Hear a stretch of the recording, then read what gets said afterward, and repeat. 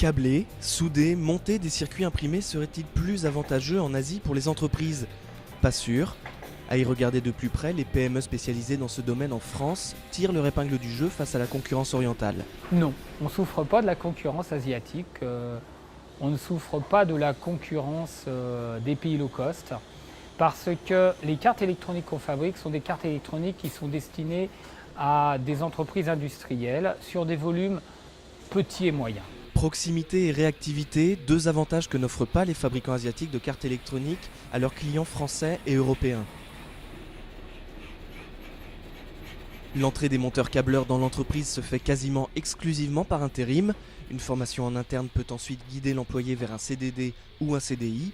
Un apprentissage qui peut s'avérer très long, 3 ans en moyenne sont nécessaires à la formation d'un bon câbleur-monteur.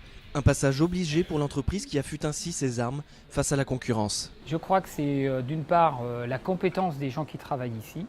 On y est très attaché. On forme beaucoup de jeunes au métier. Au cours les emplois qu'on a créés ces dernières années ont été majoritairement à destination de jeunes non qualifiés à qui on a appris le métier qui ne s'apprend pas à l'école, qui est celui de câbler des cartes électroniques. En 1999, Selva employait 23 personnes. Aujourd'hui, l'entreprise compte plus de 150 salariés. 15 personnes ont ainsi été embauchées en CDI cette année et 15 autres devraient l'être en 2013.